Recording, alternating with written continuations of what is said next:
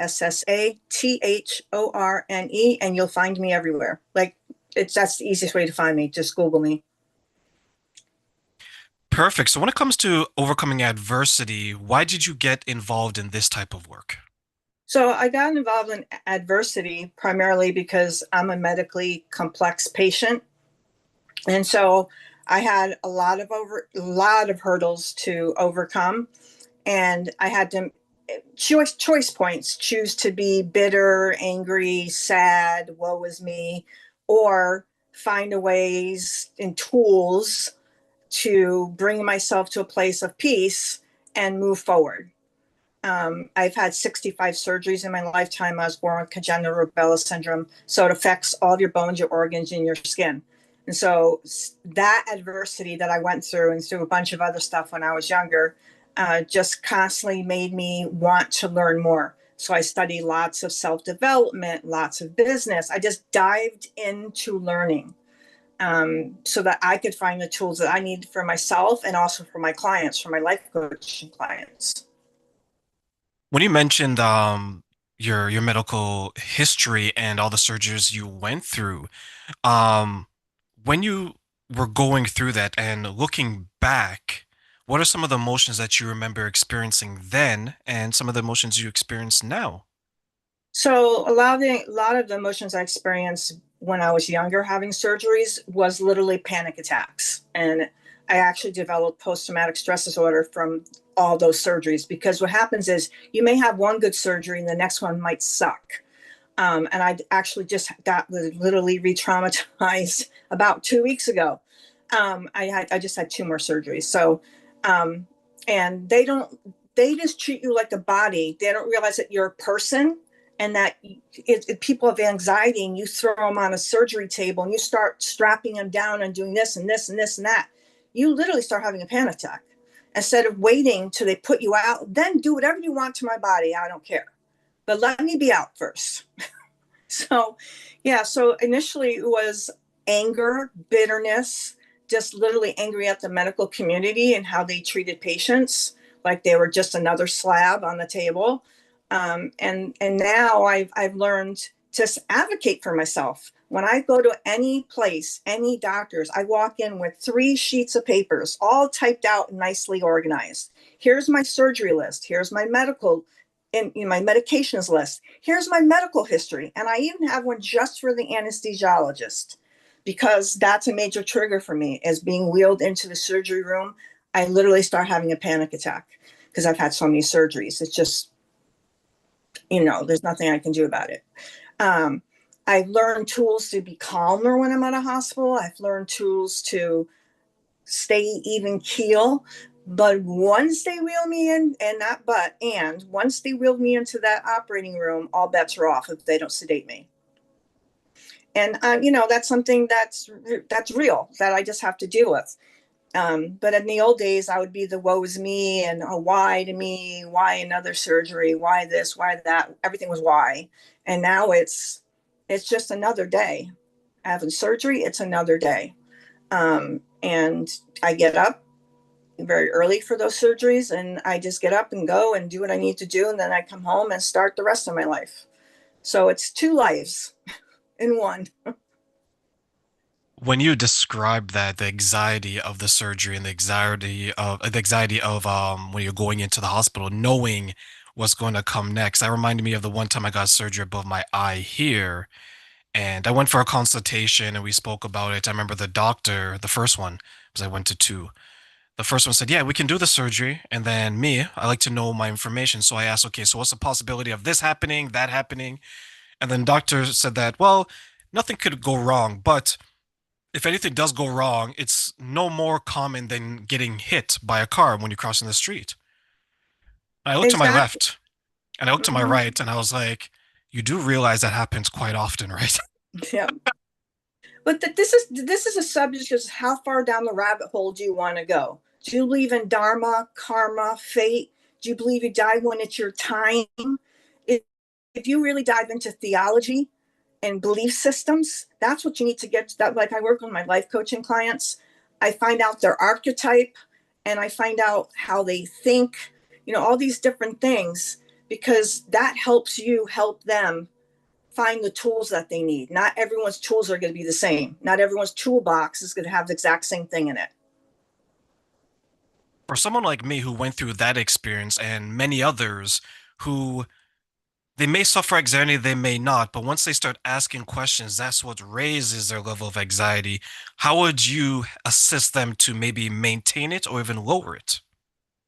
You have to advocate for yourself. You have to use your voice and actually say, like when I was in this last operating room, he started covering me up. They put a surgical blanket over you for sterilization, and he was starting to go over my head. And that's when I lost it. And I was like, I told you I have post-traumatic stress disorder. Stop doing what you're doing. Wait, you put me out. Because they have to, but the idea is they go in and they prep you, and then the surgeon comes in. I don't give a shit if excuse my language, but I don't care if a surgeon has to wait 2 more minutes for me to have some peace of mind, not have my face covered while I'm wide awake. Right? So it literally is, you have to advocate for yourself, and you can't be afraid to advocate for yourself. It's your body. You're the one that's going through the procedure. If you're not comfortable and they're not willing to meet you halfway, then you have a choice of finding another surgeon, another doctor, whatever. And believe me, I have fired many doctors until I found the ones that would listen. I'm glad you mentioned that because I'm a big fan of advocating for yourself as well as understanding what you can ask for and what is available to you. When it comes to the adversity piece and it's showing up in people's lives, what are some of the ways that, in general, adversity does show up and does impact someone's life? Well, I think adversity comes up anytime. Unfortunately, three of the biggest things for adversity is politics, money, finances, and believe it or not, sex. And it's the same things for divorce. The three biggest reasons for divorce are sex, money, and the raising of the children. So adversity comes in every direction. It doesn't matter what you're doing. And the main key to adversity is, again, pausing, thinking before you answer. In other words, respond, don't react, and think about what you're going to say. And if the person's talking to you, don't automatically in your head already have the answer, because that means you're not even listening to the other person.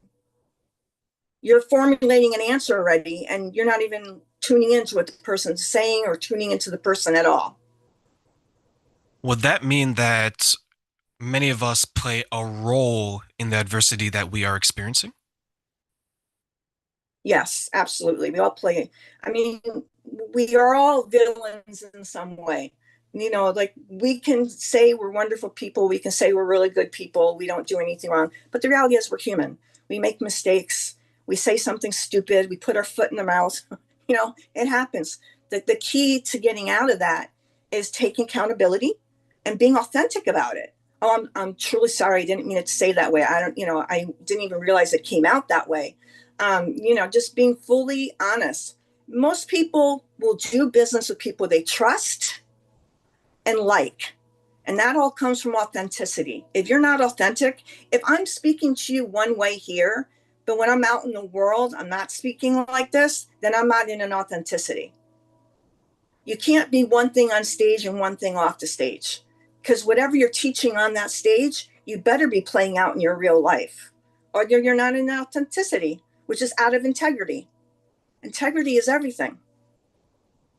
What would be some of the ways that someone can stay in their authentic self after they've identified and discovered it?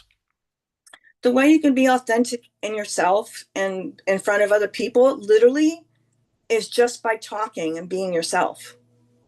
I mean, it's that simple. It literally is just having a conversation like you're having a conversation with a friend.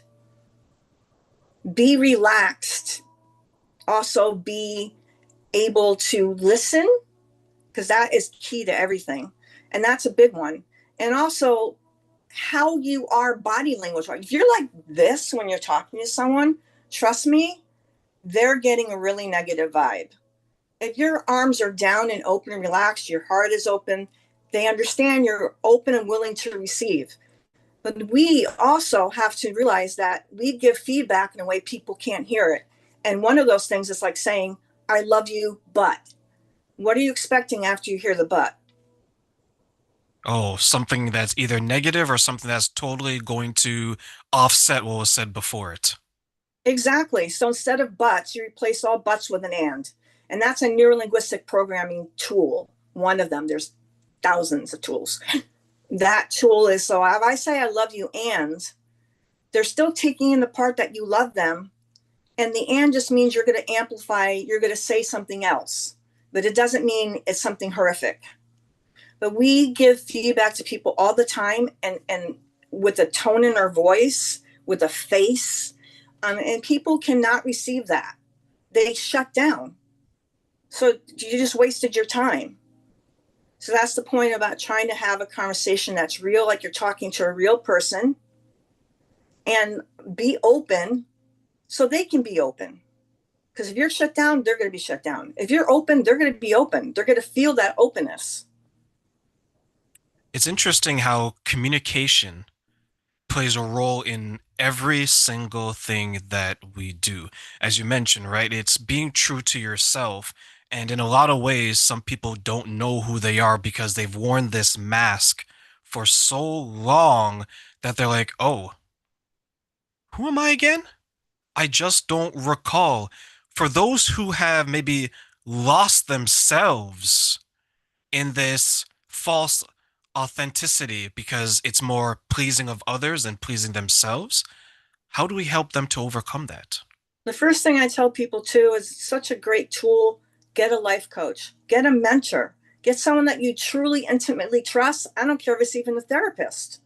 Just get someone that you can talk to them and explain to them what's going on so that they can help you.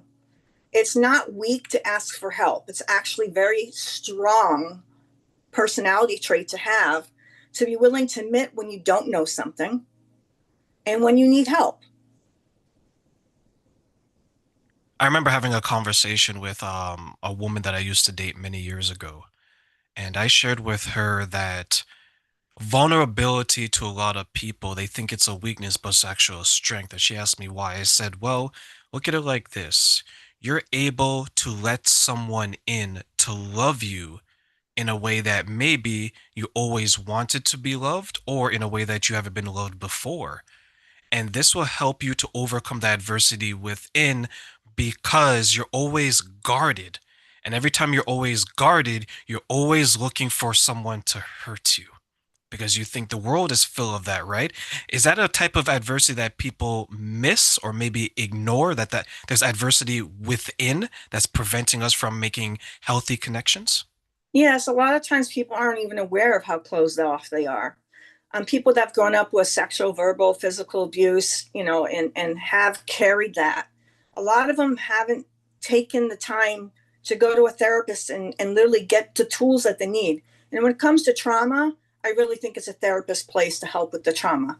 I can take over after that because I've been through it myself. And here's another big one.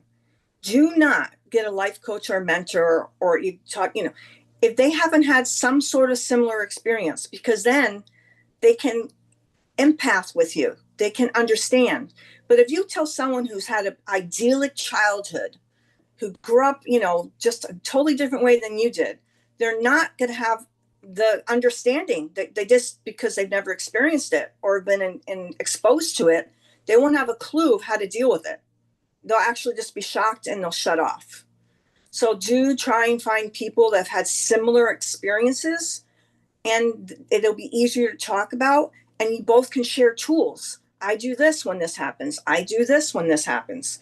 That is really key, is finding someone that's had similar experiences. Now, the other kind of caveat to that is you also want to surround yourself with the people that are going to uplift you. If you're around negative people all the time and people that are yelling at you and putting you down and calling you names and all that, that's a very negative space. You can't thrive in that space. And the best thing you can do is leave that space and get another space, even if it means you have to get a roommate to start, whatever. Find an environment that is conducive to what your beliefs are, to how you feel. And that also will change all your dark thoughts.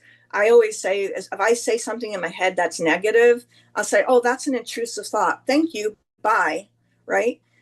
Because we're human. We do get intrusive thoughts in our head. And it doesn't mean that we're going to take action on that thought or that we're bad for having that thought. It's just that we're humans and our minds are monkey minds. They're constantly going. So you need to find a way to quiet it. Do you think people undervalue the impact that a negative peer group has on them? Yes, absolutely. Because I think a lot of times when they're in a negative peer group, the negative peer group is mirroring for them what they're already doing, like experiencing. So it's a comfort zone. And it still may be negative, but it still can be a comfort zone because they don't have to do anything different. So it's very easy to stay in a bad situation because the thought of leaving that bad situation and having to stand on your own 2 feet and alone is fear-based. You're afraid to be alone. You're afraid to, what if this happens? What if that happens? It's the whole what ifs come up. And so they don't take the steps to get out of the situation. There was a young lady that was a friend of a friend, and she found herself in difficult relationship after difficult relationship after difficult relationship. Talk about romantic relationships. And then one day she found someone that treated her a lot differently than her past. He had done the work, and he was taking her out of an environment that she became very comfortable with because the environment that she was in prior to him was negative and very toxic, for lack of a better word. Unfortunately, the calm and the peace became uneasy for her because she was always used to the chaos, the Yeah. adversity, the drama. When that relationship ended because she couldn't handle it and he decided to go his separate ways, she went back to that group. And her life, it was good, but the way it went back to wasn't even the level that it was prior. It was worse because now she knew better. Now Right. she's making these choices, right? When you're working with your clients, do you see them struggling with leaving the adversity, but sometimes when they do, they feel it calling their name again for them to return? It's not so much the calling of the name to be returned, it's the fear of the unknown, where they're going. So in other words, once they get into that new environment, there's a lot of fear that comes up. They're they're in a situation that's unknown. So they have to relearn how to be open, how to have conversations, how to be loved, how to someone, let someone love you, how to love others, how to have compassion, how to have passion.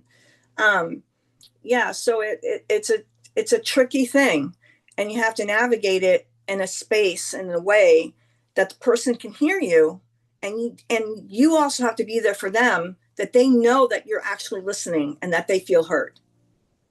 For anything to change, they have to be willing to, and they also have to be willing. It's a choice, and I can't make my client do anything. To me, everything's about co-creation. You co-create with your client. I'm there to help them work through conversations in their head, or work through them through a work issue or a family issue or whatever the issue is. But they also have to be open and willing to work with me. And that takes collaboration. And that ties into what we were talking about earlier when we first talked before we started recording about conscious business collaborations. It's the same thing. Everything boils down to choice points and be willing to be open, authentic, and have integrity. You want to Can you build collaborations with people that you like and trust. continuing on that train of thought, when it comes to adversity, how does it show up in our personal, professional, and romantic relationships? Adversity shows up in relationships when the couples, or whatever, it could be partners, whatever the pair is, they start to fight. They start to keep away from each other. They walk on eggshells. Um, it's just, you can totally, someone can come in the room and actually take a knife and cut it. You know what I mean? The air, and it's so tight. And that's what usually winds up happening. And it's also, actually, it's a very interesting thing. If every time your husband comes home, you're already angry, your husband can feel that, and they walk in and they're not happy. It's very interesting how we feed off of each other's energy. It's the same thing as if you're walking down the street and someone doesn't have a smile. If I smile at them, they'll smile. If I yawn, the other person yawns. Well, it's the same thing with energies. Energy is something that is contagious. And if you have this resentment and anger towards your spouse or your partner or whatever, they're going to feel that. And in return, they're going to respond in that manner. So you're actually creating a lot of the chaos and drama. Do you think they know that they're doing that, or they don't know that they're doing that? Most of the times they don't, because they haven't done the work on themselves. You know, I'm 61 years old now. I had grew up with a ton of garbage, and it's taking, you know, I went for therapy for years, on and off, on and off, on and off. And I'd always go back when I needed to. Like I knew I'm at a new place, I'm doing better, but then now this piece is still coming up for me. So I went and worked on it. I took self-development courses. You know, I did stuff with Christopher Howard and did hypnotherapy and neurolinguistics. I did stuff with T. Harv Eker, and that's a whole course on, you know, you do ropes courses and all these things to develop confidence, to develop trust in yourself, trust in others. When someone's got to catch you and you got to fall backwards, that's like very fearful. It's very fearful to fall backwards. And you have to trust that those people are going to catch you. So that's the thing. You need to get into workshops. You need to look into self-development courses, listen to podcasts. There's so many tools out there ready for anybody. I mean, YouTube is full of tools. You mentioned earlier when it's for some people to trust themselves. Well, you mentioned now, sorry, for some people to trust themselves, and you mentioned fear, and you mentioned some of these other things that's blocking people, and you also touched on new situations because we're so used to the familiar, whether it's good, bad, or everything in between, and then our mind, body, and soul gets conditioned to this. It hasn't killed us. It's bad, but we're still surviving it. And then you have this new one where it could be scary because it's the unknown. When it comes to, let's say, the unknown, could there be a sense of lack of maybe self-worth and self-value, which is maybe No, preventing them actually, from it's that? more about lack of self-control. They don't feel like they're in control anymore. When I can't explain it, but when you're in a really negative space, even though it's really, really bad, you have put up so many walls. You have tools that you do so to self-preserve yourself, right? So now you got to take those walls down. All that taking of the walls down requires faith, trust, belief. And I always, one of the biggest things I work with clients too on when we start is finding out what are their belief systems? What do they truly believe is? Like I said, how far down the rabbit hole do you want to go? And I ask them that question, how far do you want to go? Because we can be talking about religion, and that could dive into, you know, many different things, between reincarnation, dharma, karma, you know, fate, all that, right? And then we talk about like who they are, what are their good qualities, what are some of their bad qualities, and then we take some of the bad qualities and go, okay, good, now we got our bad qualities listed. What are some tools we can do to reverse that or catch ourselves in it? For example, in an interview I actually did yesterday, I said the word but. I immediately said and afterwards. I'm human. Occasionally I am going to say the word but, even though I've taken an linguistic course, even though I know it's a bad thing to say. Occasionally I do. But I've conditioned myself to be so aware of the word that when I say it, I immediately frame it with and. So it's a lot of things that we need to do for ourselves. We need to take the courses and find people to mentor us and get a life coach or whatever that is to you, so that they can help you with tools. What is preventing people from proceeding with finding the tools and moving forward then? Money, fear of finances. Oh my God, it's going to cost me too much. They don't want to dive into their issues. They feel embarrassed. They feel embarrassed to say those things to somebody else. I've never told anyone this, right? I've never told anyone, I was sexually abused or, this or that or other. And so embarrassment comes into play as well. And fear. So the biggest things is fear, money, embarrassment. And then bottom line, the unwillingness. They're like, I don't want to go there. Usually though, even if you reach out to a friend, you can kind of dive in a little bit and say, hey, I go see a therapist and these are all the tools I learned from my therapist. A lot of it is about us sharing what we've done to help ourselves. We need to share. Everyone's afraid of sharing. I have an idea, but if I share that idea, someone's going to steal it. Well, there's enough business out there for everyone. There's tons of coaches, and everyone resonates with a different person. You resonate by the person's body language, by their speech, by what they're saying. So there's going to be a lot of people that don't resonate with me, and that's totally fine. And then there's going to be a lot of people that do resonate with me, and that's great, right? So it's just energy, and it's attraction. And for the people that aren't ready yet, it may take them a little longer to get there. And you have to have the patience and be open for that. Now, again, if it's someone that you tried helping multiple times, it's like you can't take a horse to water who won't drink type of thing, the old analogies. It's the same thing. If you try to help and you've tried to help, and I don't like the word tried either, because as Yoda said, there is no try, there's only do, then you back off, because obviously what you're doing isn't working. You need to try a different caveat. When you mentioned unwillingness and you mentioned money, it reminded me of a former friend who was going through a difficult time because he was losing friends. And the reason why he was losing friends is because he would react very aggressively and very angrily at people. And many people say that anger is a secondary emotion. There's something else inside of him that he is struggling with, for lack of a better word. We're going to be politically correct because I don't like him, but we're going to be nice on a Sunday, right?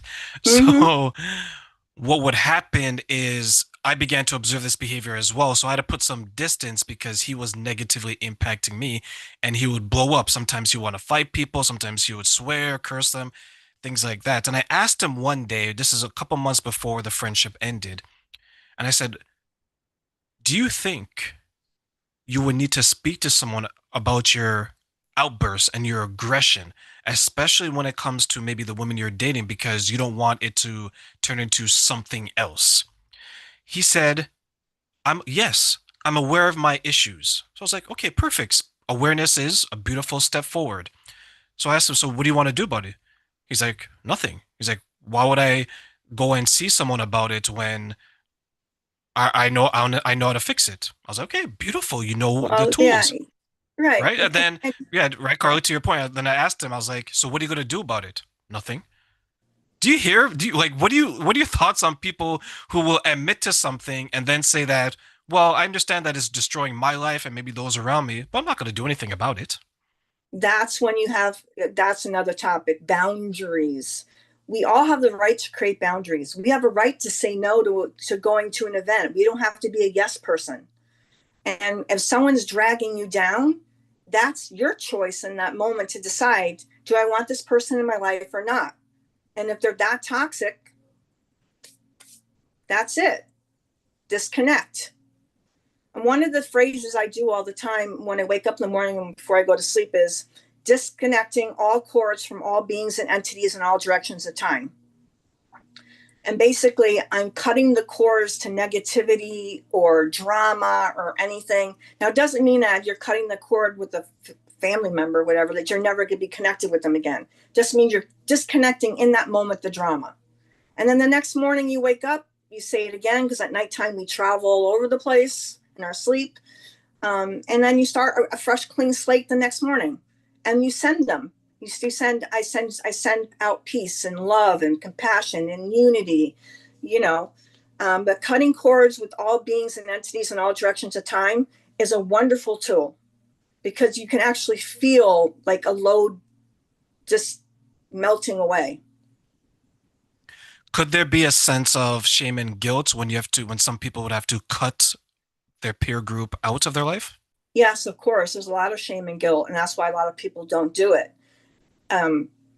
We as a culture have forgotten what boundaries are. We as a culture are afraid to establish boundaries because we feel we have to follow the status quo to fit in.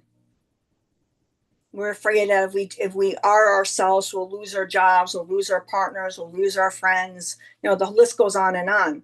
And all I can say is you have to be resolved in yourself and know, okay, I'm a good person. I do this or I do that. You know, whatever it is for you, you have to work on your confidence and your self advocating for yourself and your integrity, authenticity, and your belief systems. You need to work on those. And it's not, it's like a marriage. A marriage isn't like I'm married and everything's wonderful the rest of your life. It needs to be worked on. You as a human are growing, you know, and change is the most marvelous thing of all because change means growth. And that's another reason a lot of people don't want to change because they're in fear. They're afraid of the unknown and what's going to come into the growth. So it's our psyches are so complicated, you know, like we just go all over the place. But I always tell people the biggest thing you can do is find someone to talk to. That's the first step. And then you can get into acknowledging whatever the issues are. And then choosing whether you want to continue this with a friend, a therapist, a mentor, a coach, or whatever. But you have to be willing to admit to yourself that these are issues that need to be addressed.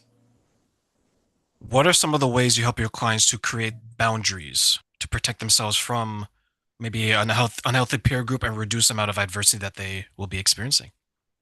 Oh, I use some energy tools. Another tool I have them visualize is from their heart when they wake up in the morning. You visit rose petals going everywhere you communicate for the day.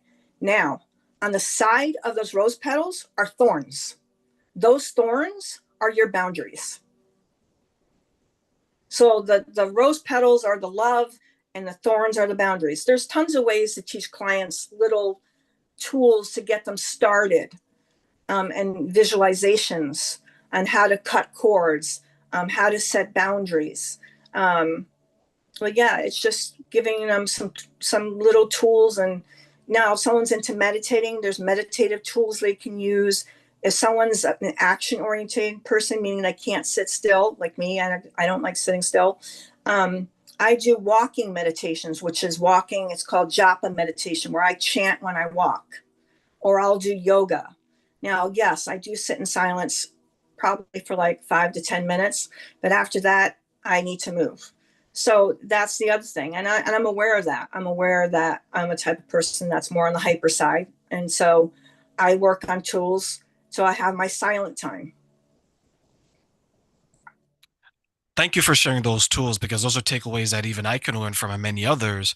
Because sometimes I know there's some people out there that when they're experiencing adversity, what they do is they find a distraction, meaning that I'll go work 14 hours at work because there's adversity in my household.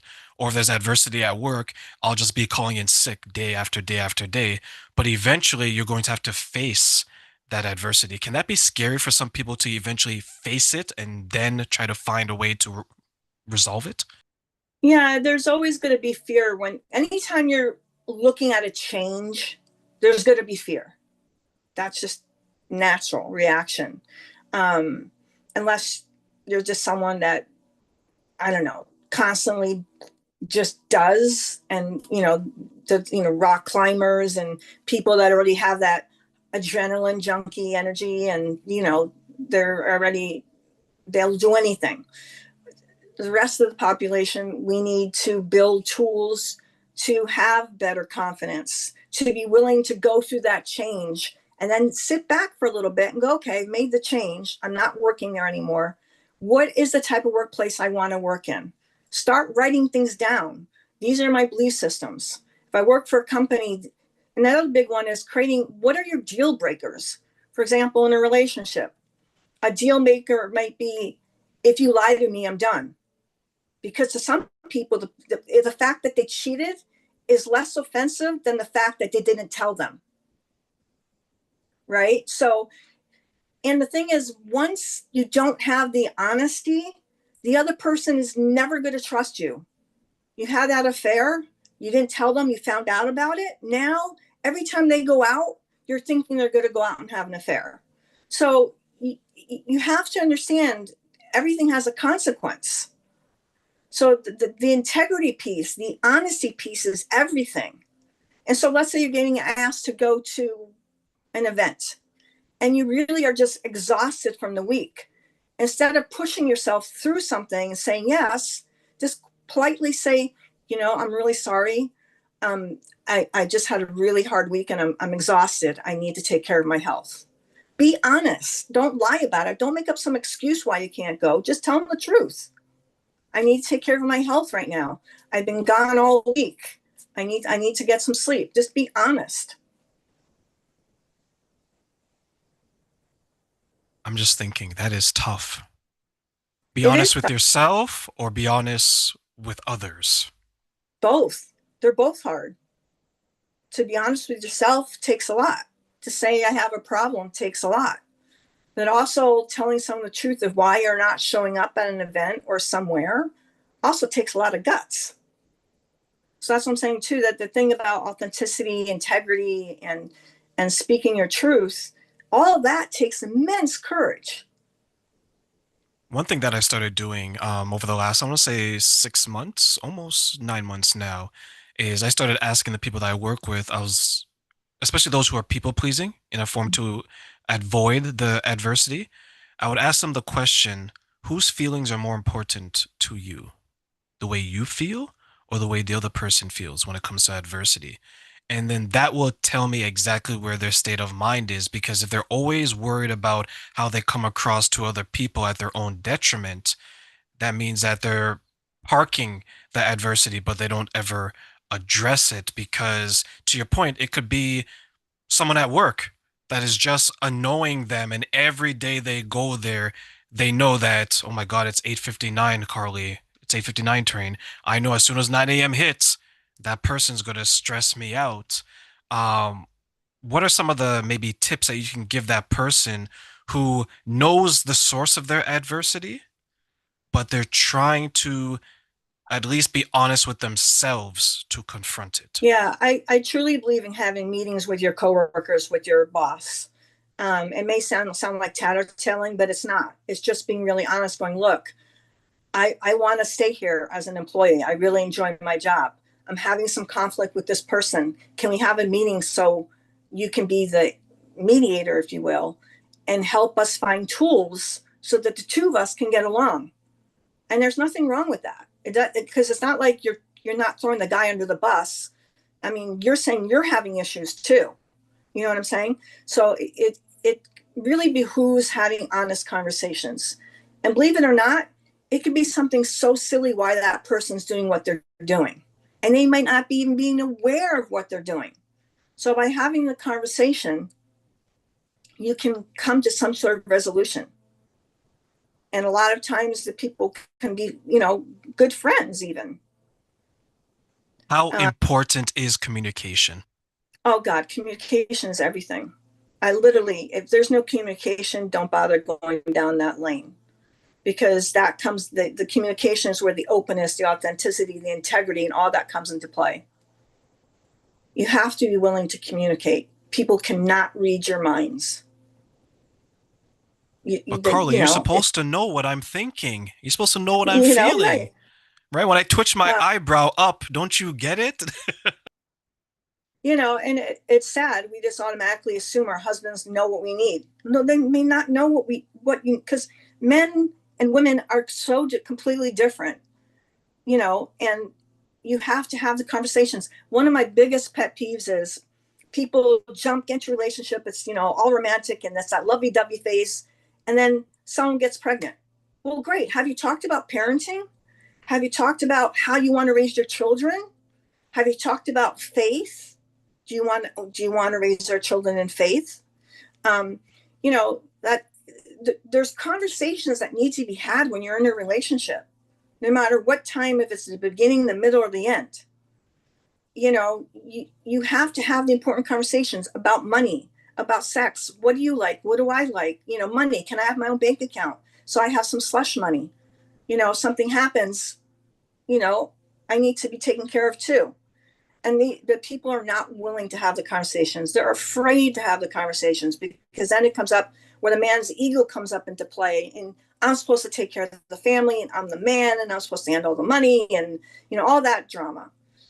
Instead of letting the relationship be a collaborative, communicative relationship. In my anecdotal experiences, I find that many people who are afraid to ask the question, deep down, they know the answer to their question. And they may be not ready to actually hear it because once they hear it, they got to acknowledge and confront it. And if they have to confront it, they're not prepared for that. So, for example, to your point, someone gets pregnant and we're like, okay, what do we got to do? God forbid one person doesn't even want to be a parent, right? That does happen. Or another situation could be that one person wants to raise them religiously, the other one doesn't. All right. And those on the outside looking in would ask themselves, you didn't have these conversations before, right? But because they didn't ask the questions, now they've been running on hopes and dreams that's been fueling this relationship. It hits the fan, the relationship is on empty, and now they got to refuel it on actual behaviors and boundaries. And many people aren't prepared for that, right? No, they're not. I mean, relationships are tricky no matter how you look at it, because we're literally, even if you're very compatible, there's always going to be something. That again goes to working on your relationship, realizing you just can't take it for granted. You have to tell people, I love you. You have to show them that you love them. You have to show whatever it is, whatever your dynamic is. And, maybe you're the homemaker. Well, you also have to make it really clear, if I'm going to be home and taking care of the kids, I need whatever it may be. I might need a housekeeper. I might need, a part-time nanny. People don't realize what a job of a mother is. Not only are you a mother, but you're also a spouse. So you're trying to take care of yourself, which goes out the window. You're trying to take care of your kids. You're trying to take care of your spouse or your partner. And where do you fit in? I mean, it's a long day. So it's literally really having the conversations. And let's say you don't have money for a nanny or a housekeeper, then it might be like, okay, we need to talk to our in-laws and see if we can get them to help take care of the kids for a little while so that I can do this. You have to have the conversations and get relatives involved. Build your tribe. That's why they say, to raise a child in a tribe, because you have lots of people helping your child.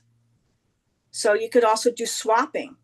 I have all the kids for one afternoon, and the next day the other lady has all the kids for the afternoon, and then on and on and on and on.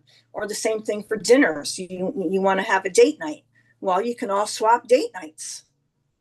I take care of the kids, you guys go out. There's always a way. If you truly want something, there's always a way. The difference between trying and doing, right? Exactly. For me, when I've asked people, as I mentioned earlier, a former friend, what are you going to do about it? What would you like to do about it? When I hear someone say that I am going to do this, a big smile comes on my face because I'm happy because I know that it's an action they're going to undertake, because usually that follows, I am going to do this by doing insert behaviors that they're going to do. When someone says that they're going to try, it ends there. Carly, I'm going to try to do what? Oh, what you said. Exactly. Say the words. You're going to try to be better, right? It's like they're afraid to say it because if they say it out loud, then it's real. Do some people It's get really, stuck in yeah, that? language is just absolutely fast. I love language. I love culture. Language is just fascinating. If you really study language and you have the conversations with people and you tweak words here and there, and they're like, wow, that sounds so different. I could totally hear that. Right. Yeah, like the way you say things will show the level of accountability, responsibility you're going to do. And once you understand words, then you'll truly know what someone means, even though they're trying to get something else across. For your clients now, when it comes to adversity showing up in their life, What commonalities do you see that they struggle with in your clients that you think would be helpful for those listening? The the biggest ones I find is the relationship. Really, there's always issues in relationships. There tend to be a lot of issues with the kids, and then there always tends to be something coworker related. I mean, it's basic things. It's like just everyday living. But those are ones I see all the time: relationships, the kids, money, and then there's something going on at work that they find not in integrity, and it's not in their belief system, and they're just like abhorred that they have to do what they're doing. Um, and that's where, again, hiring. You need to know who you're hiring if they fit in with your culture of your business. And the people looking for work need to do their due diligence, not to take the very first thing that they say yes, someone says yes to. Study up on their business. Go walk through the business, talk to some people that are there, see what the culture is like. Like, what is the energy of this place? It's like someone who's taking a job that pays them very well, but the culture is toxic, so they just endure it and add to their plate of adversity because the money in their eyes is very good. You touched on business, you touched on relationships. How does money increase the level of adversity that someone would face, especially when it comes to them on an individual level? Then you can add the relationship as well. Right. So when it comes to money, a lot of times people do work for places that they wouldn't necessarily work for because of the money. And I think a lot of that goes back to fear as well of not having money. So there's this duplicity of like, I need money, and okay, I have to come to terms with what I'm willing to do to get that money. Because if you're not in alignment with the company you're working for and you're collecting the money, trust me, eventually there's going to be massive adversity. You're going to be sad. You're not going to be happy. And you're just going to go to work. I'm just going to work. Right. And when it comes into relationships, you have to set aside flush funds for each other, which means that money you can do whatever the hell you want with. Because then there's the whole fighting when the statement comes out, when it's the joint statement that comes out. You spent what on what? And you spent what on what? You didn't ask me. You didn't tell me. Right. So you have to have the conversation. This account is for our house, it's for all our bills, it's for anything related that we both need to, taxes, all that stuff. These two little accounts are our little slush funds to go get manicures, pedicures, to go, join a sports club or whatever it is. But you have to have money put aside. And then that way there's less feuding about what someone spent, and there's a budget. You have to sit down and look at your entire budget.